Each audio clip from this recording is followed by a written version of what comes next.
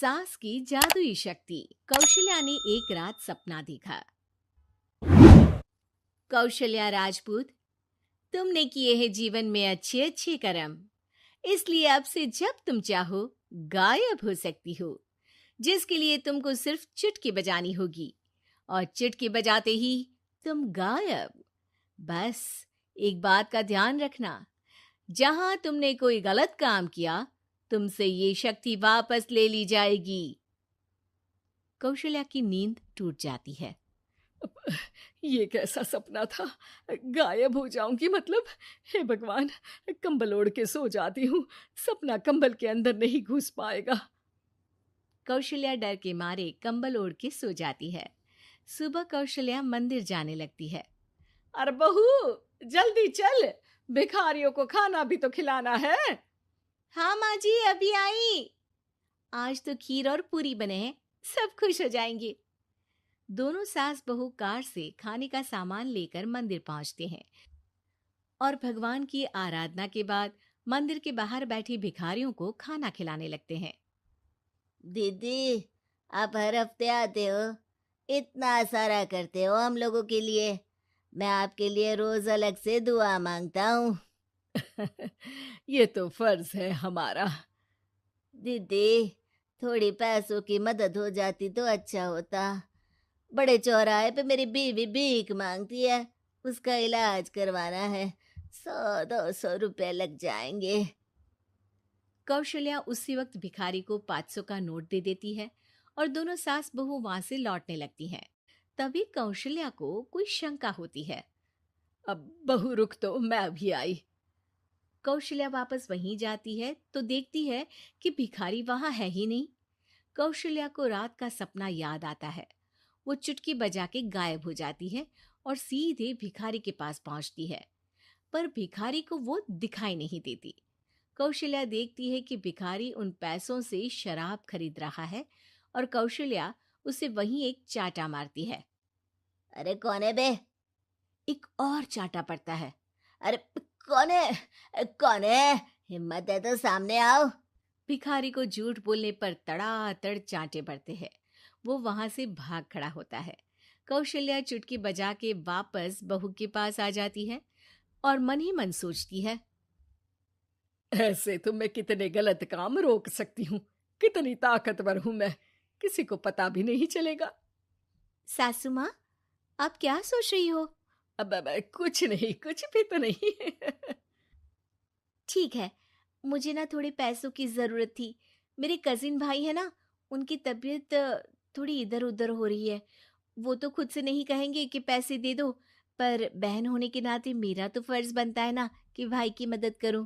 अरे हाँ हाँ, ले जाना पैसे। पैसे इसीलिए तो कमाते हैं कि जरूरत में काम आ सके। घर पहुंच के कौशल्या अपनी बहू को 10,000 रुपए दे देती है। कब जाएगी तुम मायके? कल शाम की ट्रेन है। दोनों काम में लग जाती हैं। तभी काम वाली दीदी वहां आती है। आज ना मैं आप लोगों के लिए पनीर बनाऊंगी। ठीक है, मंगवा लेती हूँ पनीर। पड़ोस की दुकान वाला पनीर दे जाता है और काम वाली बाई पनीर से रेसिपी बनाने लगती है। आज अपनी सुपर पावर काम वाली बाई पे ट्राई करती हूँ, देखूं तो सही किचन में करती क्या है ये। सास चुटकी बजा के गायब हो जाती है और किचन में पहुंचती है। बाई को खबर भी नहीं है कि कौशल्या भी किचन में ही है। आज तो मैं भी पनीर की सब्जी बनाऊंगी रात को अपने घर, और थोड़ा सा घी भी रख लेती हूँ। वैसे भी कौशल्या बुढ़िया खा खा के मोटी हो गई है। कौशल्या बाई की चोरी पकड़ लेती है और गुस्से में बाई की चोटी ऊपर उठा देती है। बाई को समझ भी नहीं आता कि उसकी चोटी खड़ी कैसे होगी। वो डर के मारे चीख पड़ती है। बहू भागते हुए किचन में आती है। अरे क्या हुआ?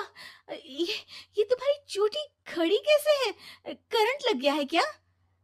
पता नहीं, शायद किचन में ना भूत है। बाई वहां से भाग खड़ी होती है और कौशल्या चुटकी बजा के अपने कमरे में टीवी देखने लगती है। बहू वहां जाती है। माँ जी, किचन में ना भूत है, बाई भाग गई। अरे भागने देना, भूत का तो पता नहीं, किचन में चोर जरूर था और वो थी अपनी काम वाली। अच्छा हुआ चली गई। बहू को कुछ समझ नहीं आया। उसने किचन में जो देखा उसके सदमे में जो थी वो अभी तक। अगले दिन बहू अपने मायके के लिए निकल जाती है। कहीं भिखारी और काम वाली की तरह बहू भी तो मुझे धोखा नहीं दे रही। अरे कहीं वो पैसे ले जाके शॉपिंग तो नहीं करने वाली ना। अभी पता लगाती हूँ। मुझसे कुछ छिपा है भला। जैसे भगवान सब देख रहा है वैसे ही मैं भी सब देख रही हूँ। सास को अपनी शक्ति पर घमंड आ गया था। वो अब अच्छे काम करने की जगह अपनी शक्ति का इस्तेमाल खुद का शक मिटाने के लिए कर रही थी। वो चुटकी बजाती ही बहू के मायके चली जाती है। भैया, आपने बताया क्यों नहीं कि इतनी तबीयत खराब है? अरे तेरी सास बूढ़ी हो गई है, इतना भला काम करती है, उनकी मदद कौन करता है? यहाँ तो और भी लोग हैं ना। भैया, मेरे पास कुछ पैसे हैं, आप दूसरे डॉक्टर को दिखा दीजिए ना।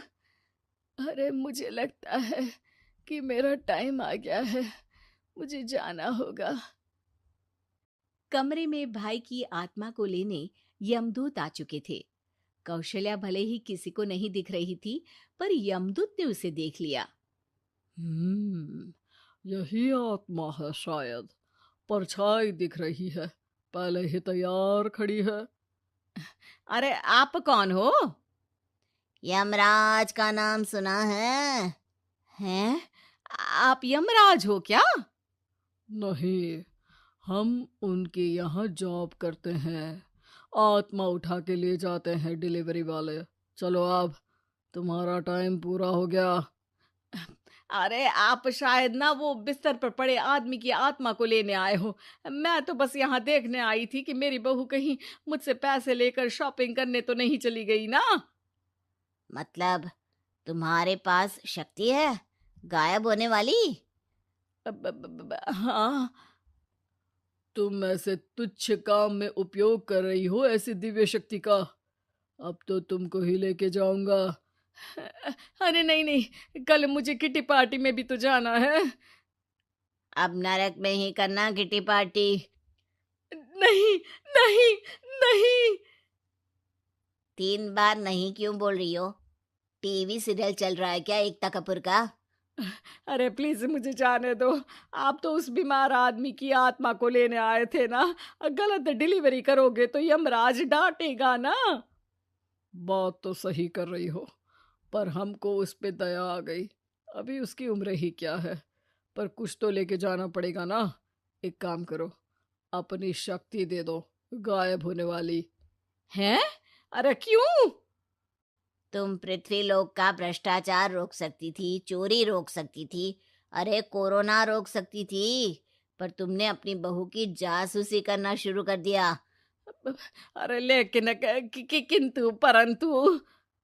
यमदूत सास की शक्ति लेके वापस चले जाते हैं। कौशल्या की परछाई हवा से नीचे गिरती है और जमीन पे आते आते कौशल्या का शरीर सामने आ जाता है। अरे लग गई, कितने ऊपर से फेंका। माँ जी, आप यहाँ ऊपर से कैसे गिरी? अरे समधन जी, आप अचानक कमरे में। सब घबरा जाते हैं। सास बहू को सारी बात बता देती है। ये लो आपके 10,000 रुपये। आपको मुझ पे इतना भी भरोसा नहीं है? अरे बहन, मुझे दर्द नहीं हो रहा है, अब अचानक से सब अच्छा होने लगा है। अरे तो फिर बिस्तर से उठ जाओ और मुझे लेटने दो। गिरी हूं ऊपर से तो पूरा बदन दुख रहा है। भाई को तो यमदूत ठीक करके जाते हैं, पर कौशल्या देवी दर्द के मारे बिस्तर पर आ जाती हैं।